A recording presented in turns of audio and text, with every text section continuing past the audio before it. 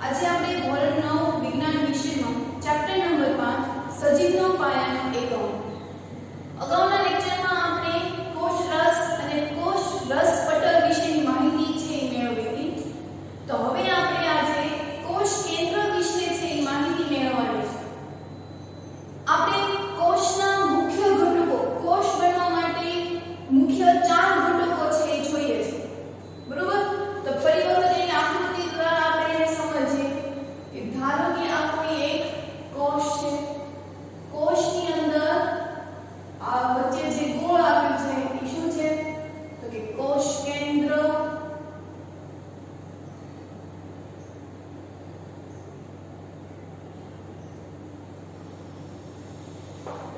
ફરતે દ્રાવણ આવેલું છે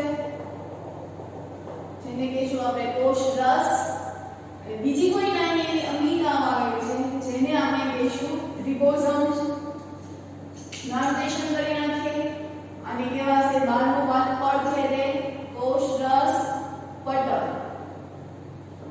આને કહીશું રિબોસોમ્સ. વચ્ચે જે દ્રાવણ આપ્યું છે એને કહીશું કોષ રસ. અને જે મધ્યમાં છે જેને આપણે કહીશું કોષ કેન્દ્ર. કે આ 4 ઘટકો છે ઈ કોષ બનવા માટે જરૂરી છે. તો હવે આજે આપણે કોષ કેન્દ્ર એટલે કે વચ્ચેનું જે ગોળ આવેલું છે તો એના વિશે આપણે માહિતી મેળવવાની છે. બરોબર? તો એ માહિતીમાં આપણે જોઈએ કે કોષ કેન્દ્ર છે એ શેના બનેલા હોય છે? કે કોષ કેન્દ્રની અંદર શું રહેલું હોય છે? તો કે રંગસૂત્રો. આપણે ધીરે ધીરે થી સમજતા જઈએ. કોષ કેન્દ્રની અંદર શું આવેલા હોય? તો કે રંગસૂત્રો આવેલા હોય છે. આ રંગસૂત્રો છે એ શેના બનેલા હોય છે? તો કે ડીએનએ અને પ્રોટીન. આપણે ઘણી વખત ટીવી મૂવીમાં જોતા હોય કોઈનું કે ડીએનએ ટેસ્ટ કરાવો કે જેનાથી ખબર પડે કે આ બાળક છે એ કોનું છે. તો ઈ આ ડીએનએ ઈ શેમાં આવે? તો કે રંગસૂત્રો. રંગસૂત્રો શેમાં છે? તો કે કોષ કેન્દ્રમાં. બરોબર? આપણે અત્યારે ટેક્સ્ટબુકની રીતે સમજીએ પછી આપણે ઊંધી રીતે પણ સમજવાનું છે. હકીકતમાં કોષ કેન્દ્ર છે એ શું છે? તો ફરીથી એ કોષ કેન્દ્રની અંદર રંગસૂત્રો આવેલા છે. આ રંગસૂત્રો શેના બનેલા હોય છે? તો કે ડીએનએ અને પ્રોટીનના. તો ડીએનએ અને પ્રોટીન છે એ શું છે? તો કે ડીએનએ માં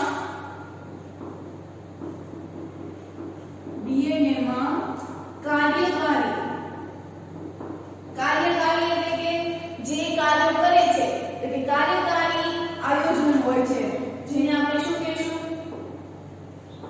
જનીન. શું કહીશું આપણે એને? જનીન. તો ફરી કે ડીએનએ કોષમાં રંગસૂત્રો આવેલા છે. રંગસૂત્રોની અંદર ડીએનએ અને પ્રોટીન બંને આવેલા છે. અને આ જે ડીએનએ હોય છે તો એ ડીએનએ માં કોઈ કાર્યકારી તરીકે એક ભાગ હોય છે. કાર્યકારી ભાગ તરીકે ઈ ભાગને આપણે શું કાર્ય કહીશું? જનીન. એવું એ કહીશું કે કાર્યકારી આયોજન ભાગ. કાર્યકારી ભાગ જેને આપણે જનીન સ્વરૂપે છે એ કહીશું.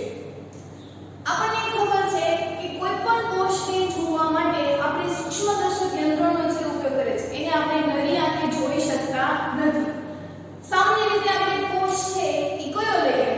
તો એને એક ઉદાહરણ તમને આપું તો કે ડુંગળીની જે છાલ હોય છે એમાંથી પાતળું પડ કાઢીને એને તમે સ્લાઇડ ઉપર મૂકશો અને તમે જોશો તો તમને કોષની અંદરની બધી જ અંગિકાઓ છે એ તમને એક સમાન જોવા મળશે. પણ એને અલગ અલગ જોવા માટે એને 3 દ્રાવણો જરૂરી છે. એક મિથિલિન બ્લુ, એક સેક્ટરિન અને ત્રીજું આયોડિન હોય છે. બરોબર? 3 નામ છે આપણે યાદ રાખીએ. એક મિથિલિન બ્લુ, સેક્ટરિન અને ત્રીજું છે આયોડિન. આ ત્રણેય દ્રાવણ છે એ અભિરંજકો તરીકે છે ઓળખાય કે જ્યારે આપણે કોષને જોઈએ છે ત્યારે એ કોષને અલગ અલગ જે અંદરની જે અંગિકાઓ છે તો એ જોવા માટે આપણે આ અભિરંજકોનો છે ઉપયોગ કરીએ. તો પહેલા આપણે અભિરંજકોના નામ લખી લઈએ કે મિથિલિન બ્લુ,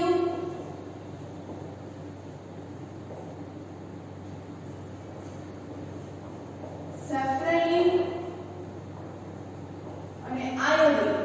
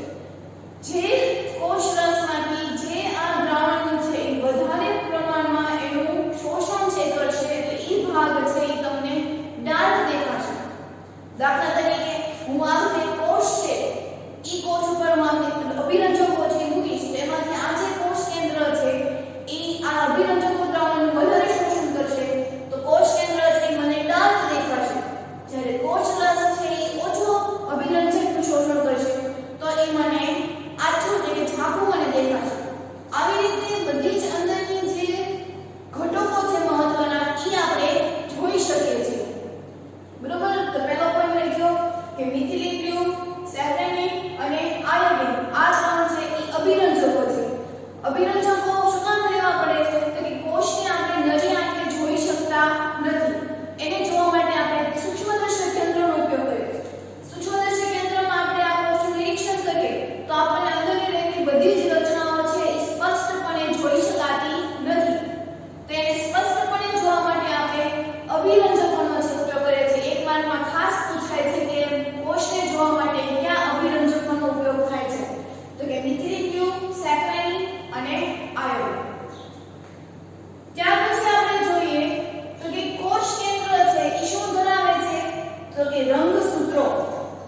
પહેલા આપણે બધા મહત્વના પોઈન્ટ છે લખી લઈએ કે કોષ કેન્દ્ર રંગસૂત્રો ધરાવે છે.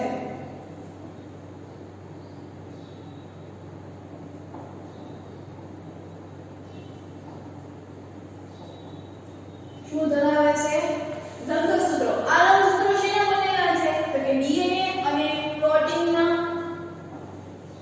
આ રંગસૂત્રો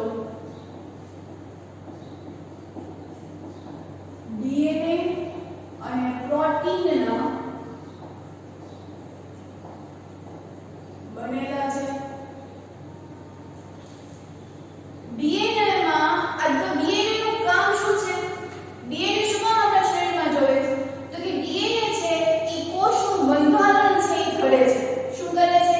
કોષનું બંધારણ તેમજ આયોજન એટલે બીજાની માહિતીનું પણ નિયમન છે એ કોણ કરે છે તો કે ડીએનએ. તો કે ડીએનએ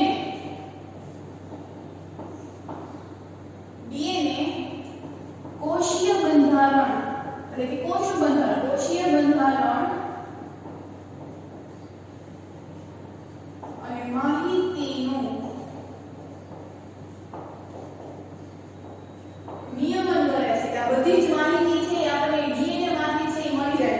આપણે ઘણી વખત મૂવી સિરિયલમાં એવું જોયું હોય કે લોકો એવું બોલતા હોય કે ડીએનએ ટેસ્ટ કરાવો કે જેનાથી ખબર પડે કે એ બાળક છે એ કોણ છે.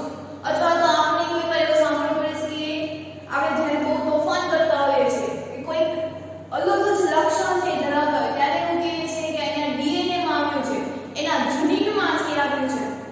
બરોબર? તો કોષ કેન્દ્રમાં રંગસૂત્રો આવેલા છે. આ રંગસૂત્રો ડીએનએ અને પ્રોટીનના બનેલા છે. ચોપડીમાં પ્રોટીન શબ્દ આપેલ છે પણ હકીકતમાં એ કંઈક અલગ ડીએનએ છે અને બીજું કંઈક પ્રોટીન સ્વરૂપે જે ઓળખાય છે એની વાત છે. પણ આપણને ચોપડીમાં પ્રોટીન શબ્દ આપ્યો છે એટલે આપણે અહીંયા પ્રોટીન શબ્દ છે વાપરશું. આ ડીએનએ માં જે કાર્યકારી ભાગ હોય છે એને આપણે જનીન સ્વરૂપે છે એ સ્વીકારીએ છીએ. તો એ પણ લખીએ કે ડીએનએ માં કાર્યકારી ભાગ તરીકે કાર્યકારી ભાગ આવેલા હોય છે જેને જનીન કહે છે.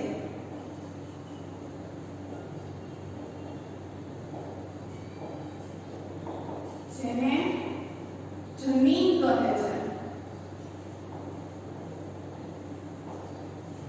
બરોબર? ડીએનએ માં જે કાર્યકારી એટલે કે એ લોકોના અમુક ભાગ છે એ નિશ્ચિત કરેલા હોય છે કે અમુક જે ડીએનએ હોય છે એ ફક્ત ને ફક્ત આંખનો રંગ કેવો હોય છે એ દર્શાવે છે. દાખલા તરીકે આપણે જોઈએ તો ડીએનએ ની આકૃતિ છે.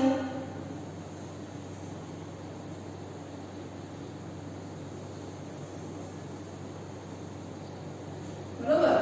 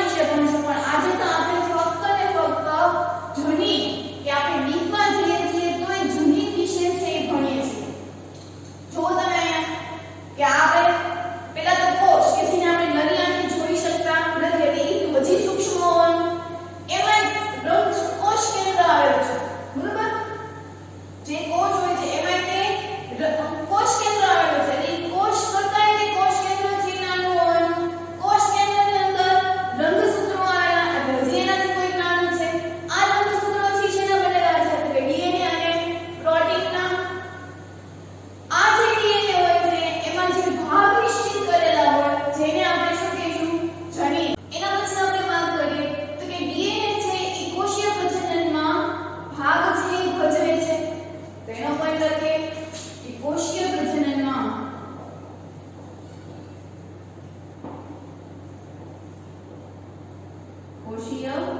પ્રજનનમાં અગત્યનો ભાગ ભજવે છે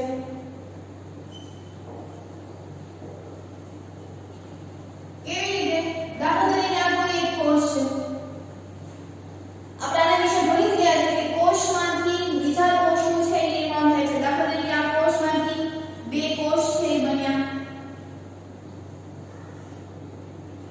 બરોબર આ કોષમાંથી બીજા બે કોષ છે એ બન્યા એવી જ રીતે આમાંથી પણ બે કોષ છે એ બન્યા બરોબર એટલે કે આ જે કોષ મૂળ કોષ છે ઈ મૂળ કોષમાંથી અમુક માહિતી છે ઈ બીજા કોષને મળી એમાંથી અમુક માહિતી છે ઈ આ કોષને મળી આ જે કોષ છે ઈ કઈ માહિતી છે ઈ ધરાવે છે કે જે મૂળ કોષ સાથે એનો સંબંધ છે ઈ ધરાવે છે મૂળ કોષમાંથી એને બીજા બે કોષ છે ઈ બન્યા છે કે એક કોષની માહિતી છે એને આપી અને આ બાજુથી પણ બીજા કોષની માહિતી છે આપી એટલે આપણે એવું કહી શકાય કે નવા બનેલા જે કોષની માહિતી છે ઈ મૂળ કોષ સાથે સંકળાયેલા છે એટલે કે મૂળ કોષ જેવા જ તે હોય છે ફરી કે મૂળ કોષમાંથી બીજા બે કોષો છે એનું પ્રજનન થાય છે એટલે કે એના જેવા જ કોષો છે એ બને છે આ મૂળ કોષમાંથી માહિતી છે અગત્યની માહિતી છે એ બીજા બે બનેલા નવા કોષોને છે એ આપે છે આ નવા કોષો છે એની માહિતી જૂના બનેલા કોષો એટલે કે આ જે મૂળ કોષ છે ઈ તો એની સાથે જ તે ઈ ખેડાયેલા છે અથવા એવું કહી શકાય કે એની જેવા જ તે હોય છે હવે એના પછી વાત કરીએ તો આ જે કોષ છે બન્યા બીજા બે નવા કોષ તો એની પાસે કોઈ નવી માહિતી હશે તો આમાંથી માહિતી એને અહીંયા આપી અને આમાંથી માહિતી ઈ અહીંયા આપી તો આ જે નવા બનેલા કોષો છે એની માહિતી ઈ આ જૂના કે જેમાંથી પ્રજનન થયું છે જેમાંથી કોષ બન્યો છે તો ઈ માહિતી છે હોવાની એટલે એવું કહી શકાય કે નવા બનેલા કોષોની માહિતી છે ઈ પૂર્વ બનેલા જૂના કોષ સાથે સંકળાયેલા છે અથવા તો તેના જેવા જ છે આ કોષની જે માહિતી છે એની માહિતી છે એ જૂના કોષ જેવી જ છે બરોબર તો કોષીય પ્રજનનમાં પણ ડીએનએ છે એ અગત્યનો ભાગ ભજવે છે કે જે નવા બનેલા કોષ છે એ નવા બનેલા કોષ છે એ તે જૂના બનેલા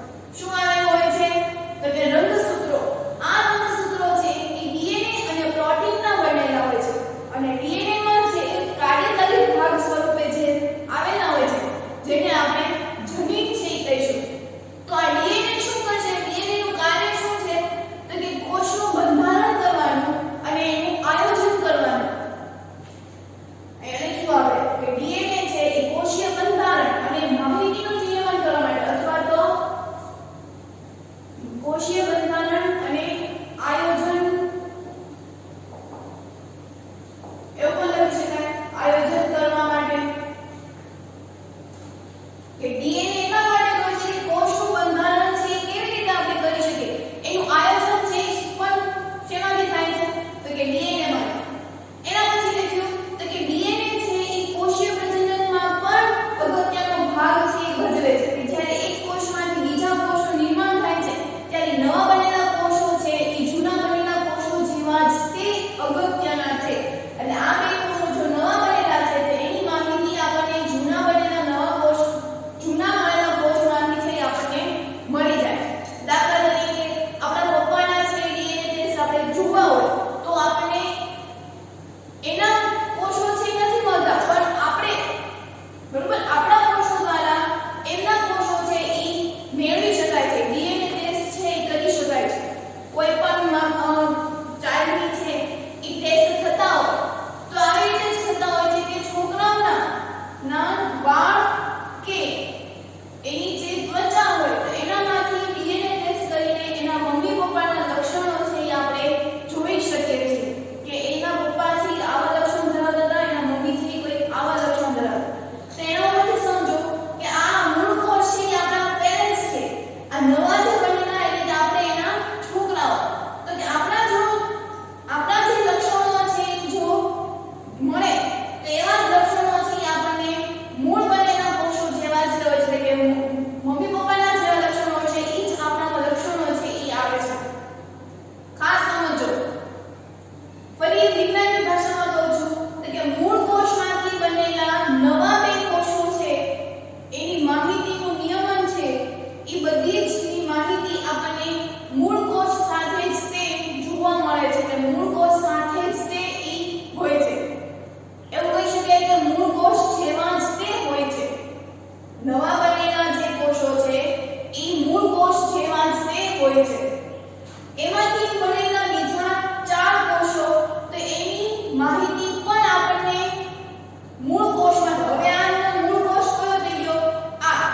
આનો મૂળ કોષ આ. તો આ બંનેની જે માહિતી છે બરોબર, આ બંનેની જે માહિતી છે ઈ આ મૂળ કોષો સાથે જ તે મૂળ કોષો જેવા જ તે હોય છે. હજી આમાંથી બનેલા બીજા 2 કોષો બરોબર, આવી રીતે કોઈ કોષો છે એ ચાલતા જ રહે છે જેને આપણે પેઢી કહીએ છીએ બરોબર. તો એ પણ આવું જોવાનું કે આ જે કોષોની માહિતી છે તો આ જે કોષો છે એની માહિતી અહીંયા આવશે, આની અગત્યની માહિતી અહીંયા. એવી જ રીતે આ કોષની અગત્યની માહિતી આને આવશે, આ કોષની અગત્યની માહિતી આ. તો આ નવા બનેલા કોષો છે ઈ જૂના બનેલા કોષો જેવા જ તે હોય છે બરોબર. નવા બનેલા કોષો હોય ઈ જૂના બનેલા કોષો જેવા જ તે હોય છે. એટલે કે ડીએનએ છે એ કોષીય પ્રજનનમાં અગત્યનો ભાગ છે એ ભજવે છે. તો હવે આગળ આપણે આદિકોષ અને સુકોષ કેન્દ્ર વિશે છે એ માહિતી મેળવીએ. હવે કેટલાક સજીવો એવા હોય છે કે જેને આપણે કોષ કેન્દ્ર પટલ છે આવેલા હોતા નથી. હવે આપણે આકૃતિ અહીંયા જોઈએ કે આ કોષ કેન્દ્ર છે ઈ કોષ કેન્દ્રની ફરતે એક પટલ આવેલું હોય છે. શું આવેલું હોય છે? પટલ. જેવી રીતે કોષરસ પટલ આવેલું છે એવી જ રીતે કોષ કેન્દ્ર પટલ. શું આવેલું છે? કોષ કેન્દ્ર પટલ. તો અમુક સજીવો એવા હોય છે કે જેની ફરતે કોષ કેન્દ્ર પટલ છે એ આવેલા હોતા નથી. દાખલા તરીકે બેક્ટેરિયા. તો બેક્ટેરિયામાં કોષ કેન્દ્ર પટલ આવેલા હોતા નથી. તો પહેલા આપણે લખીએ કે કેટલાક સજીવોમાં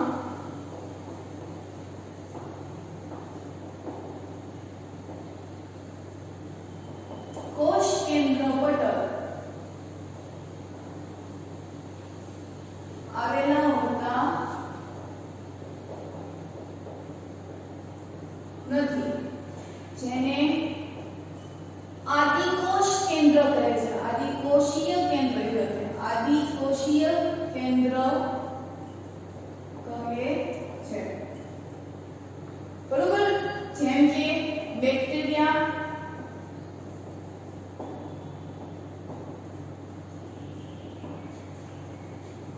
અમુક સજીવોમાં હોય છે કે જેને પટલની જરૂર પડતી નથી. પટલ છે આવેલા હોતા નથી તો એને આપણે આદિકોષ કેન્દ્ર છે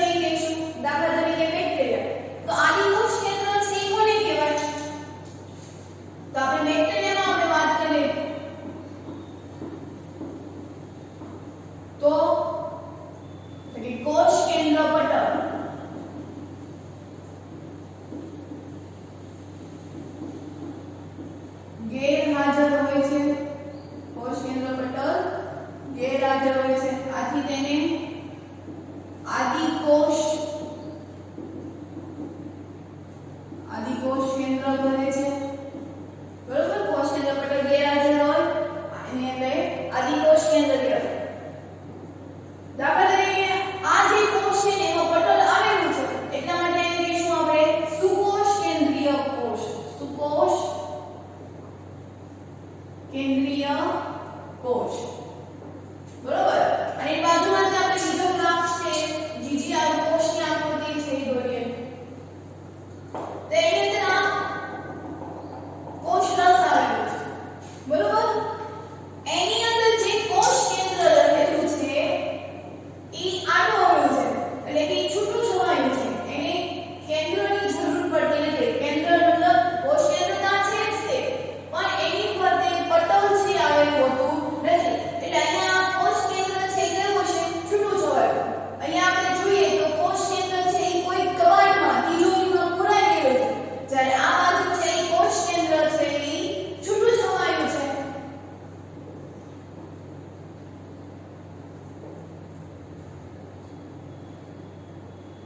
સોરી, પણ નામિનેશન ન કરવું પડે એટલું આવી રીતે કરવું, બરોબર. આ જે બહારની છે એ કોષરસ પટલ, આ જે વચ્ચે દ્રવ્ય આવે છે એ કોષરસ, વચ્ચે જે છૂટું છવાયું છે એ કોષ કેન્દ્ર, અને અહીંયા જે નાનકડી અંગિકા આવેલી છે એને આપણે કહીશું રિબોઝોમ. તો આ સુકોષ કેન્દ્રીય કોષ અને આ આદિકોષ કેન્દ્રીય કોષ.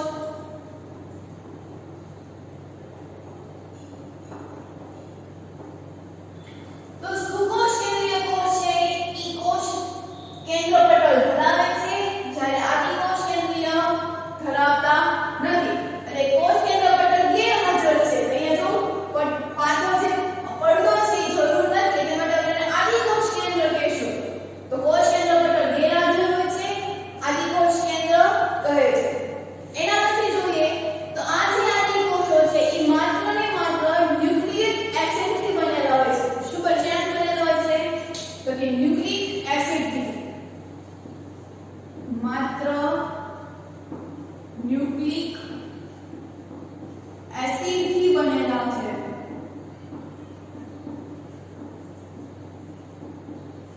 જેને આપણે શું કહીશું? ન્યુક્લિયોઇડ.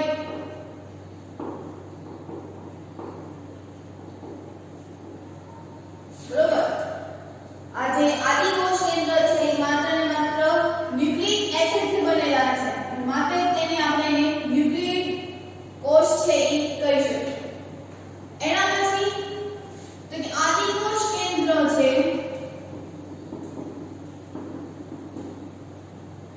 આદિકોષ કેન્દ્રીય અથવા તો આદિકોષ કેન્દ્ર બીજી અંગિકાઓ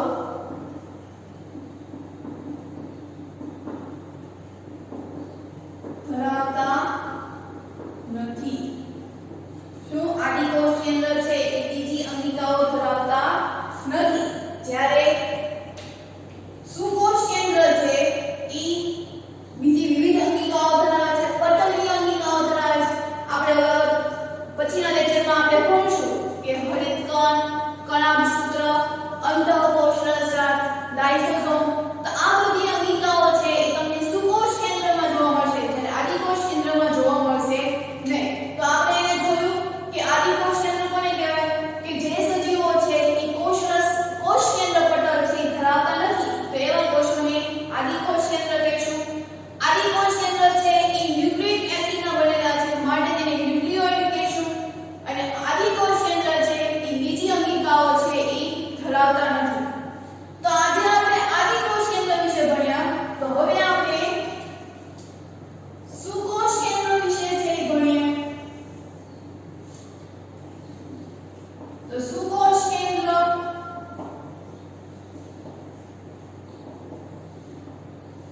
કેન્દ્રીય કોષ કોને કહેવાશે? તો કે કોષ રસ પટલ, સોરી કોષ કેન્દ્ર પટલ, કોષ કેન્દ્ર પટલ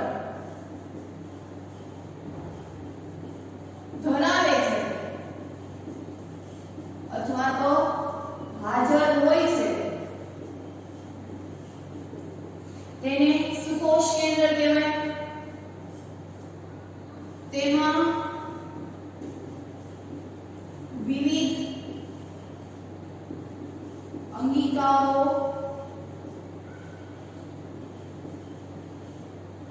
આવેલી હોય છે, જેમ કે લાઇસોસોમ,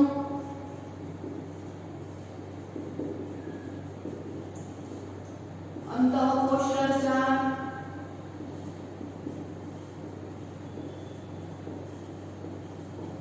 પછી હરિતકણ,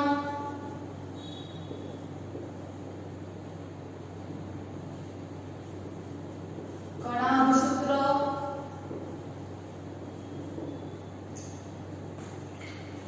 બરોબર. કોષ કેન્દ્ર પટલ છે ધરાવે છે, તેમાં વિવિધ અંગિકાઓ આવેલી હોય છે, જેમ કે લાઇસોસોમ, અંતઃકોશરસજાળ, હરિતકણ, કણાભસૂત્ર. આપણે એવું કહી શકીએ કે આદિકોષ કેન્દ્ર છે ઈ ઓછી વ્યવસ્થા ધરાવતું કોષો અથવા તો શરૂઆતની વ્યવસ્થા ધરાવતું કોષો અથવા તો એવું પણ કહી શકાય કે તે ઓછી વ્યવસ્થા ધરાવતા કોષો છે, એટલા માટે જ એને આપણે આદિકોષ કેન્દ્ર થી કહીએ છીએ. શું કહીએ છીએ?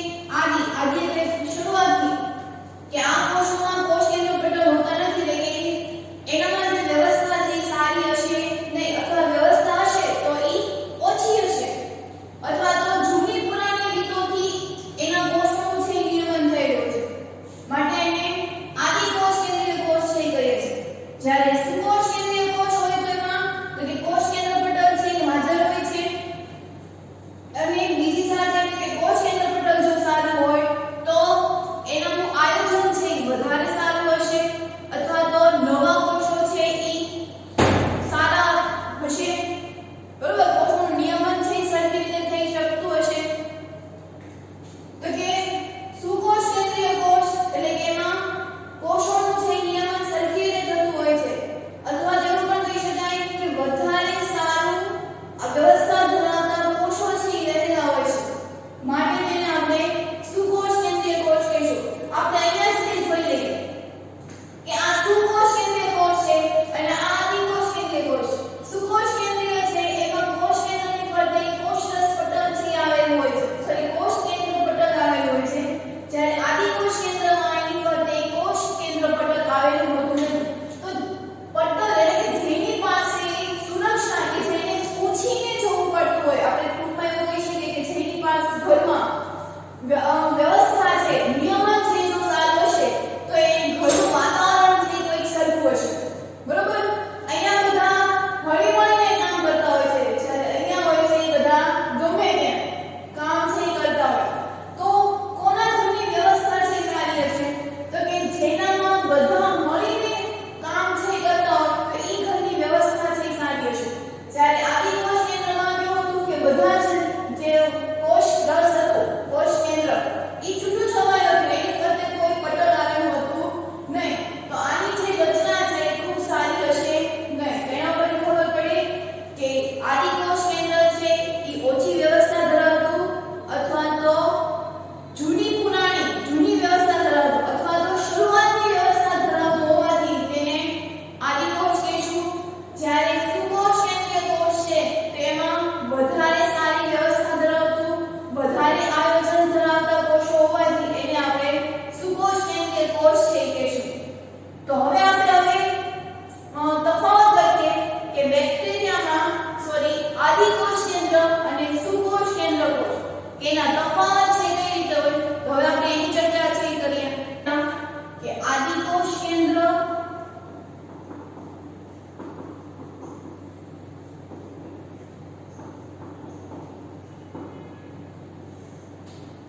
અને સુકોષ કેન્દ્રીય કોષ.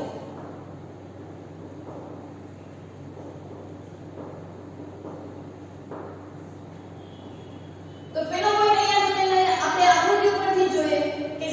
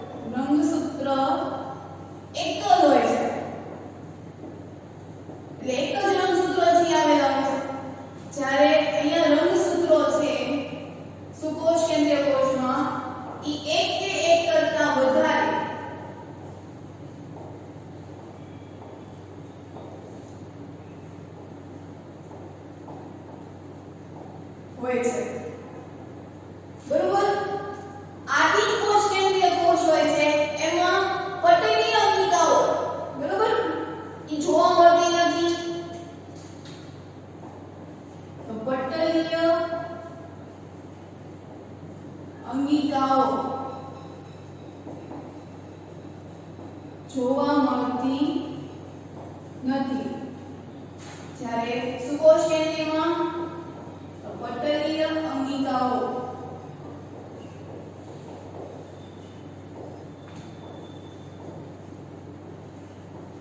જોવા મળે છે.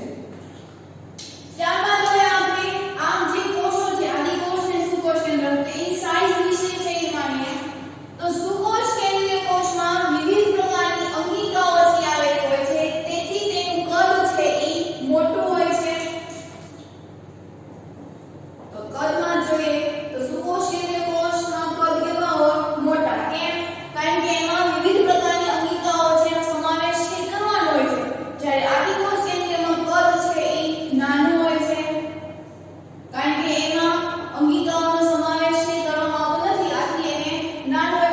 તમે અહીંયા જોયો કે આપણે જનીનંતો કોષ હોય છે તેમાં આપણે કણકસૂત્રો, અંડકોષ, રસછા, પછી રંગસૂત્રો, પછી આપણે હરિતકણ, લાઇસોસોમ વિવિધ પ્રકારની અંગિકાઓનો સમાવેશ આમાં કરવાનો હોય છે.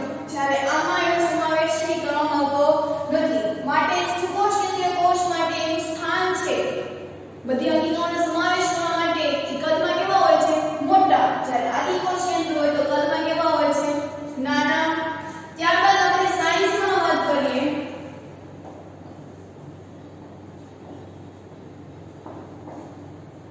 બરોબર. તો આદિકોષ કેન્દ્ર હોય છે તો એની સાઇઝ હોય છે 1 માઇક્રોમીટર થી 10 માઇક્રોમીટર. 1 માઇક્રોમીટર થી 10 માઇક્રોમીટર સુધીનું અંતર હોય છે. જ્યારે આમાં 1 માઇક્રોમીટર થી 100 માઇક્રોમીટર સુધીનું એની સાઇઝ છે જોવા મળે છે. આ ખાસ એ તમે જોજો કે જેનું કદ મોટું છે તો એને વધારે જોશે 10 માઇક્રોમીટર થી 100 માઇક્રોમીટર અને અહીંયા 1 માઇક્રોમીટર થી 10 માઇક્રોમીટર. તો આ આપણે એના તફાવત છે જોયા. હવે બે અહીંયા પોઈન્ટ છે એ તમને સરળતાથી યાદ રહી જાય એ રીતે લખ્યા છે બરોબર. પણ પરીક્ષામાં તમારે આ રીતે લખવાનું હોતું નથી. એમાં તમારે વાક્ય છે બનાવવું પડશે. શું બનાવશો? તો કે કેટલાક સજીવો છે એ કોષ કેન્દ્ર પટલ ધરાવતા નથી, આથી અથવા તો કોષ કેન્દ્ર પટલ ધરાવતા નથી અથવા તો તે ગેરહાજર હોય છે તો એવા કોષોને આદિકોષ કેન્દ્રીય કોષ કહીશું. કેટલાક સજીવો એવા હોય છે કે જે કોષ કેન્દ્ર પટલ ધરાવે છે તો એવા સજીવોને આપણે સુકોષ કેન્દ્રીય કોષ કહીશું.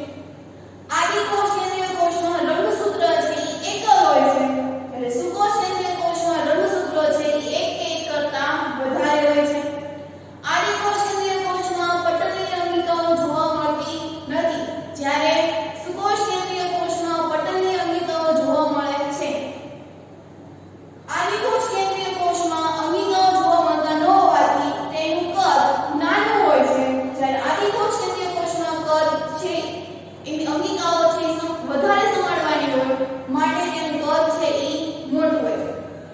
ત્યાર પછી આપણે સાઇઝ વિશેની વાત કરીએ તો આદિકોષ કેન્દ્રીય કોષની જે સાઇઝ હોય છે એ 1 માઇક્રો અને શું થશે? માઇક્રોમીટર.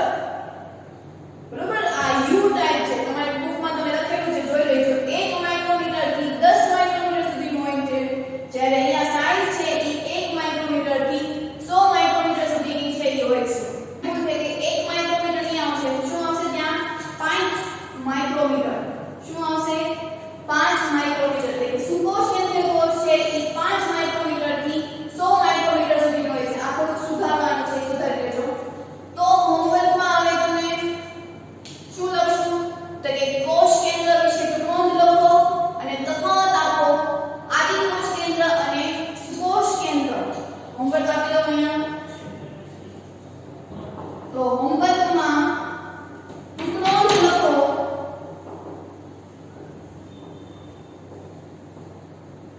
કોષ કેન્દ્ર. નોંધ લખો કોષ કેન્દ્ર. તો અને બીજો પ્રશ્ન છે તફાવત આપો આદિકોષ કેન્દ્ર અને સુકોષ કેન્દ્ર. અને સુકોષ કેન્દ્ર. તો આ બંને પ્રશ્ન છે એ બે વખત આપણે લખવાના છે. તો હોમવર્કમાં 2 કોષ કેન્દ્ર વિશે ટૂંકમાં લખો અને તફાવત આપો